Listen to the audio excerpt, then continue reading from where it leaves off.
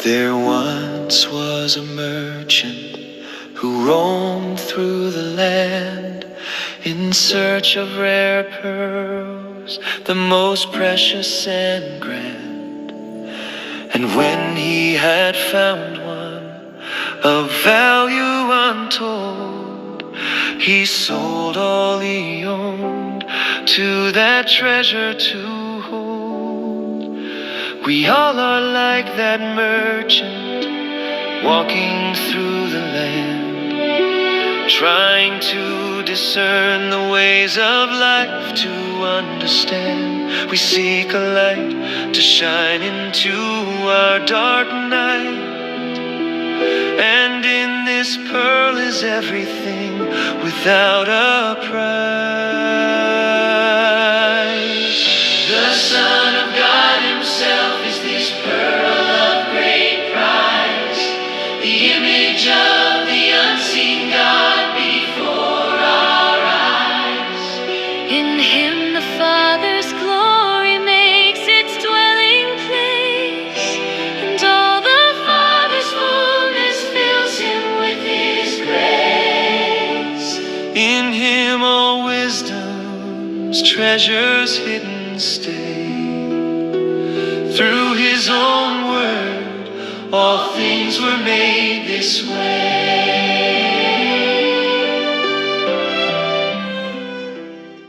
Kamusta po kayo, mga kapatid at kaibigan ko? Nandito po muli ang inyong pong lingkod upang mag-aral muli po tayo ng salita ng ating Panginoon dito po sa ating pong programa, Ang Lakad sa Liwanag. At ang mga katotohanan na ating pong mapapakinggan dito ay magbibigay po sa atin ng babala at mensahe po ng awa. A message of warning is a message of mercy. At ang topic po natin sa araw na ito, the power of God.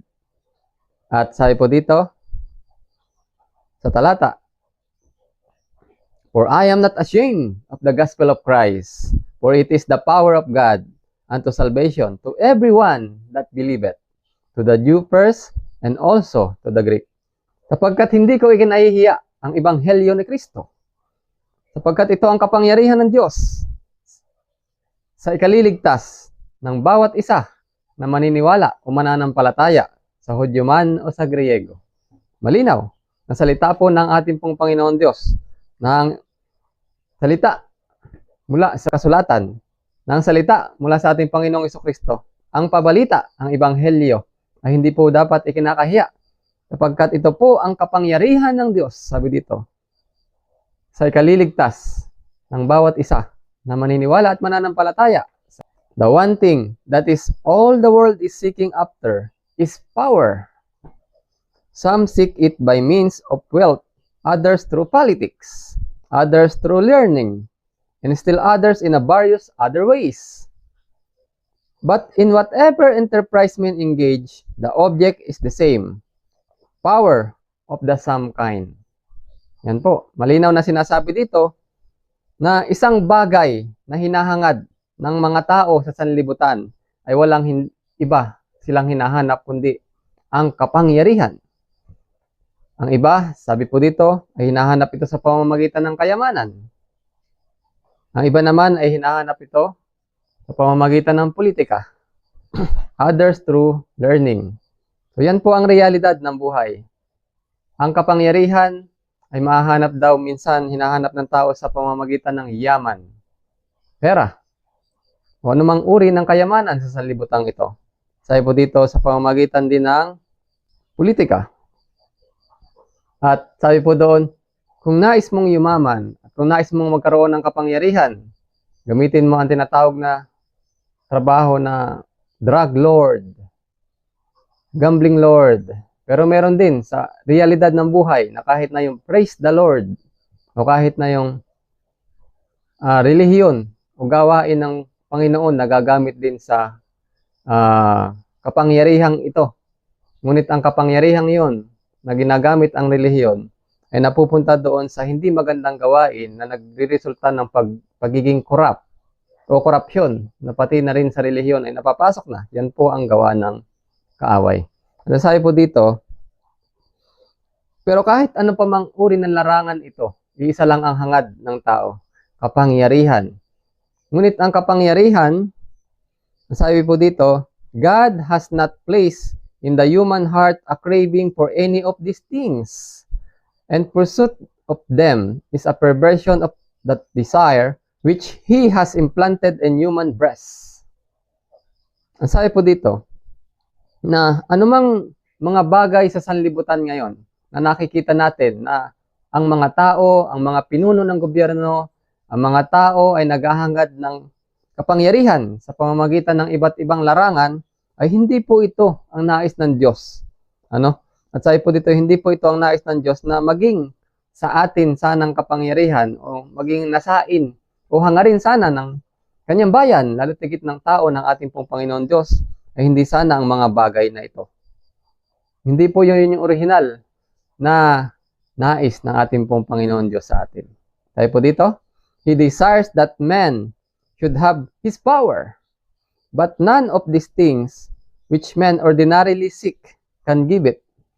Consequently, none of these things satisfy man. Bagaman, ang hinahangad ng mga tao ay mga bagay na hindi nais ng Panginoon ngayon na original, na kapangyarihan, sabi dito, anumang bagay ito na hinahangad ngayon ng tao sa negatibong kaparaanan ay, ang sabi dito, hindi ito magbibigay ng satisfaction sa mga tao. Hindi makokontento ang mga tao. He who implanted the desire is the only one who can satisfy it. God is manifested in Christ, and Christ is indeed the desire of all nations. Although there are so few who will believe that in Him alone is their perfect rest and entire satisfaction. Ang ating pong Panginoong Jesucristo, siya lang ang makapagbibigay ng satisfaction, ng totoong kapangyarihan sa bawat isa po sa atin. At yun nga, sabi po dito, na ibigay na nga ng Ama. Sinugon niya ang kanyang bugtong na anak na ating pong Panginoong Jesucristo upang siya ang magpakita ng kapangyarihang ito. Siya ang magpakita ng kapangyarihang ito ng salita ng ating pong Panginoon. Na power o kapangyarihan na ating pong dapat na naisin at hangarin. Sabi po dito, in Christ indeed, the desire of all nations. Originally, sana yun nga, na ang ating pong Panginoong Jesucristo, na sana yun nga, ang ninanais o hangarin, ang desire ng bawat isa po sa atin, ang Panginoong Jesucristo sana.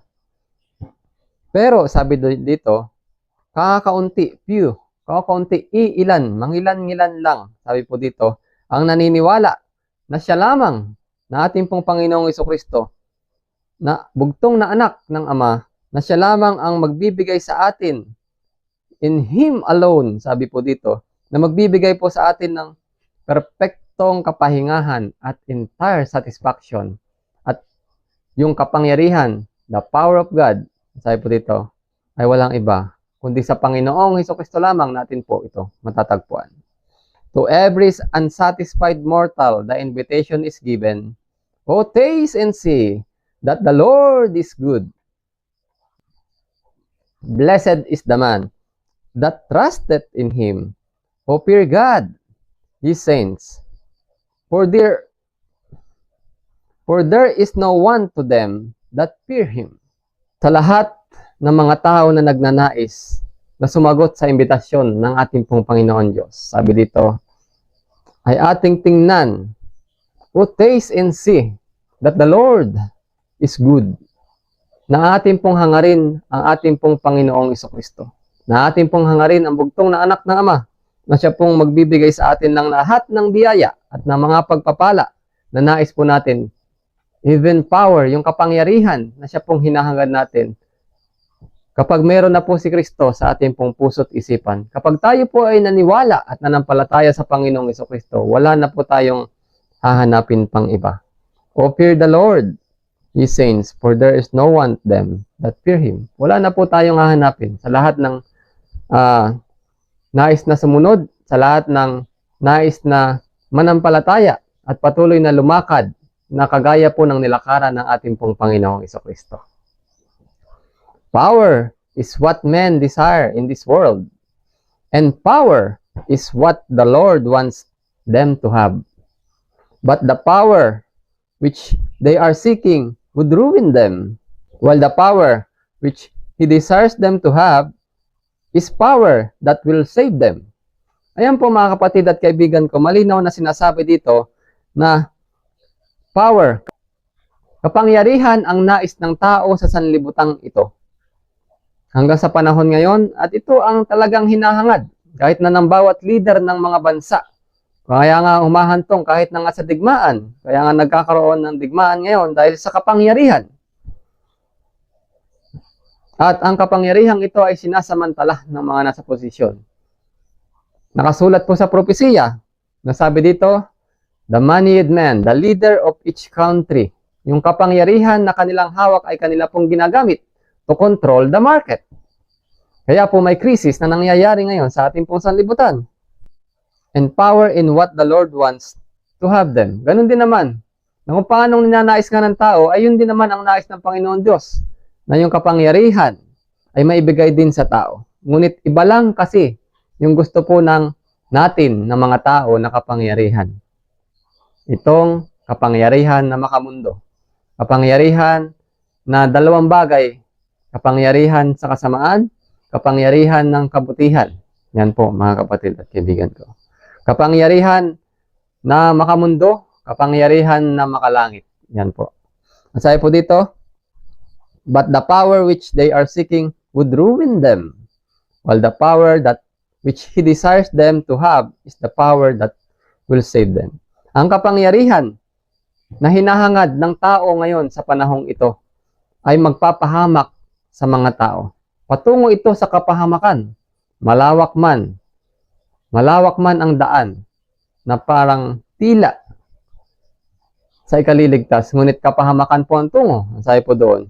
Ngunit ang kapangyarihan na nais po ng ating Panginoong Diyos sa bawat isa sa atin, ang sabi po dito, ang kapangyarihang ito, na original na disenyo sana, na plano na nais ng ating Panginoong Diyos, ay ang kapangyarihan na siya pong magliligtas sa bawat isa po sa atin. The gospel brings to all men this power, and it is nothing less than God's own power. Jesus Christ is the power of God, so that only in Him can the longings of the heart be satisfied. Tayo po dito mga kapatid at kaibigan ko, ang ebanghelyo na dinadala sa mga tao, ang salita na napakikinggan po natin ngayon, ang salita mula po sa banal na kasulatan, tayo po dito, ay ito po ang kapangyarihan na ninanais sana ng ating pong Panginoon Diyos. Na walang iba, na itong kapangyarihan ng Diyos sa pamamagitan ng banal na kasulatan, sa pamamagitan ng Biblia, bagong tipan, luma, sa pamamagitan ng luma at bagong tipan, sa pamamagitan ng mga espiritu ng hula na ating pong nababasa sa huling panahong ito. Sabi dito, it is God's own power. Kapangyarihan ng Diyos. At sabi po dito, at ang Panginoong Hesukristo, siya po ang kapangyarihan ng Diyos. Sapagkat sinabi po ng ating pong Panginoong Hesukristo, at sabi din po dito na siya sa Kanya lamang, sa ating pong Panginoong Hesukristo na anak ng Ama, ang atin lahat ng hinahangad. Ang ating lahat na ninanais ay magkakaroon po tayo ng satisfaction. Masasatisfy, makukontento tayo kapag meron na sa ating puso't isipan ang ating pong Panginoong Hesukristo. Kasi ang sabi po sa banal na kasulatan, sino po ang truth? Sino po ang word? Sino po ang katotohanan? Sino po yung daan? Sino po yung salita? Walang iba kundi ang ating pong Panginoong Hesukristo. Sabi niya, I am the way, the truth, and the light. Walang makakapunta doon sa Ama, kundi sa pamamagitan po niya ng ating pong Panginoong Hesukristo. Kaya nga ang ebanghelyo, ang salita, ang katotohanan, na bawat katotohanan at salita na inyo pong napapakinggan, na ating pong napapakinggan mula sa banal na kasulatan, ay siya pong kapangyarihan ng Diyos, kapangyarihan ng Ama, para po sa bawat isa sa atin, tumutukoy sa ating pong Panginoong Hesukristo. And it is the power of the gospel. Ito po ang kapangyarihan ng ebanghelyo, na walang iba kundi ang ating Panginoong Hesukristo. Na kapag ipinapahayag at kapag napapakinggan po natin ang salita ng ating pong Panginoon Diyos, Ito po ay may kapangyarihan na maaaring makapagpabago at makapagbigay satisfaction sa bawat isa po sa atin.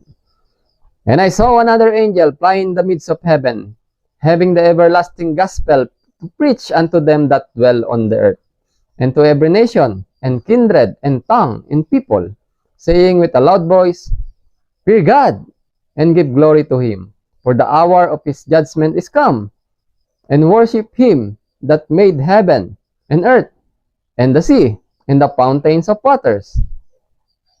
Ayan. Ito po yung propesiya sa aklat po ng Apokalipsis. Ang sabi doon ay may nakita akong anghel na lumilipad doon sa kalangitan na meron itong walang hanggang pabalita o ebanghelyo na ipangangaral sa lahat sa lupa, sa lahat ng mga bansa. Ang sabi ito, lahat ng mga bansa, lahat ng mga wika, lahat ng mga tao. At ang ipangangaral po ay ganito. Ito po ang unang pabalita, the first angel's message. Unang pabalita ng anghel, sabi dito, Fear God and give glory to him. Fear God, matakot tayo sa Diyos. Pero ang tanong po dito, kung ating pampalalawakin, fear God, sinong Diyos? Ilan ang Diyos? At isa pa pong tanong dito, kapag nakilala na natin kung ilan ang Diyos, kapag nakilala na natin kung sino ang Diyos, ano yung karakter nila? Ano ang karakter ng Diyos? Ang sabi po dito, fear God. Ang sabi po sa banal na kasulatan, John 17:3, And this is life eternal, that they might know thee, the only true God, and Jesus Christ, whom thou hast sent. Sabi pa po doon sa 1 Corinthians 8:6, But to us, sabi po ni Pablo, but to us, there is but one God, the Father, and one Lord, Jesus Christ, na kanya pong anak. Yan po ang malinaw na sinasabi sa banal na kasulatan.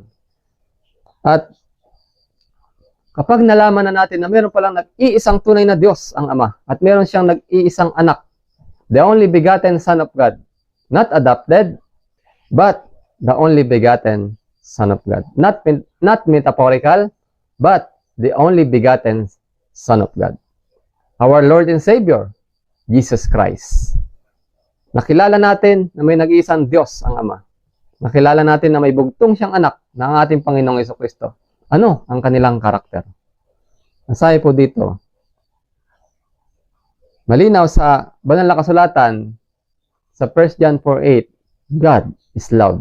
Yan po ang sinasabi. At sabi po dito, those who wait for the bridegroom's coming are say to the people, Behold your God.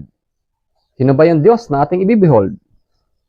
Sabi dito, the last rays of merciful light, the last message of mercy to be given to the world is a revelation of His character of love. The children of God are to manifest His glory or character. Sabi po dito. Yan po. Na ang karakter po ng ating pong Panginoon Diyos, kapatid ko at kaibigan ko, ay pag-ibig. At hindi basta-bastang pag-ibig. Ang pag-ibig na ito ay walang hanggan. Agape love, the perfect love, the unconditional love of our Lord and Savior Jesus Christ and His Father na nag-iisang tunay na Diyos. Ayan po mga kapatid at kaibigan ko. Sa mundo po natin ngayon na puno ng kadiliman, sa mundo po natin ngayon na puno ng kahirapan, sa mundo po natin ngayon ang hangad ng tao ay kapangyarihan. Ngunit ang kapangyarihan na hinahangad karamihan ng mga tao ngayon ay kapangyarihan na magdadala sa kapahamakan. Ngunit ang kapangyarihan ng nais po ng ating Panginoon Diyos o ng Ama ay walang iba kundi ang kapangyarihan na siya sana'y magliligtas sa bawat isa sa atin. Na ang kapangyarihang ito ay masusumpungan lamang po natin sa ating pong Panginoong Jesucristo, sa nag-iisang bugtong na anak ng ating pong Ama. Kaibigan ko, napapagod na ba tayo? Tayo ba ay nahihirapan? Tayo ba ay dumaranas ng kalungkutan na para bang mabigat sa ating pakiramdam? Kaibigan ko, ang sabi po ng ating Panginoon Diyos, ang sabi ng Ama ay, O taste and see that the Lord is good. Mabuti po ang Diyos. Kung tayo po ay ating pong isusuko ang ating pong sarili, kung ating pong paniniwalaan at pananampalatayanan ang ating pong Panginoong Jesucristo na kanyang anak, na anak ng Ama, ay magkakaroon po tayo ng lahat. Hindi po tayo magkukulang sa ano paman. Ang salita ng ating pong Panginoon Diyos ay sapat sa nangyayari sa sanlibutan ngayon. Sapagkat kung ating pong paniniwalaan ang salita ng ating pong Panginoong Jesucristo, yung mga salita niya ay may kapangyarihan. Yung mga salita niya ay siyang magliligtas sa bawat isa sa atin.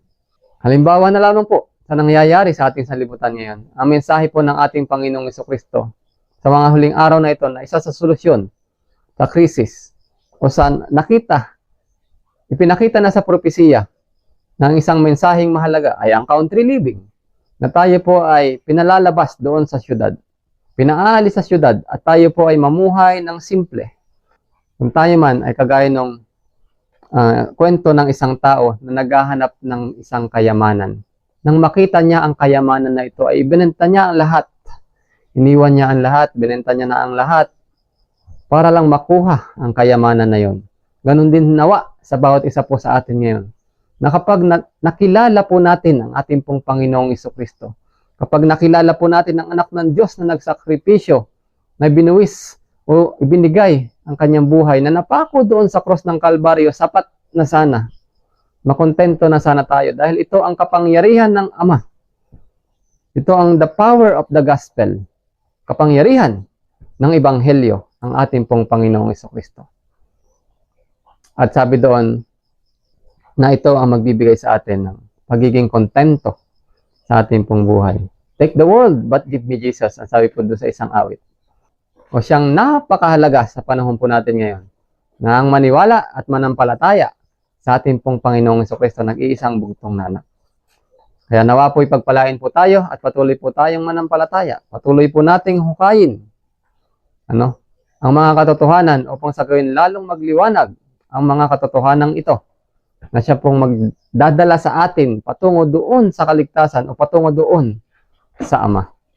Sapagkat ang lahat ng mga bagay sa sanlibutan ito ay pansamantala lamang po. Sa muli po, at tayo po ay pagpalain nawa ng ating pong Panginoon Diyos. Ang mensahe po na mabala ay mensahe po ng awa. A message of warning is a message of mercy. He came to make the Father's truth to us made known. He came to heal our brokenness. We were His own. He clothed His deity in flesh, and mortal breath gave sight to the blind, healed sick and lame, and conquered death. He was made for us, our righteousness, by God's decree, our redemption and our sanctifying liberty. His Spirit gently guides us in the paths of peace, that heaven's mind in us may grow and never cease. The Son of God Himself is this pearl of great price, the image of the unseen God before our eyes. In Him the Father's glory makes its dwelling place, And all the Father's fullness fills Him with His grace. In Him all wisdom's treasures hidden stay. Through His own word, all things were made this way.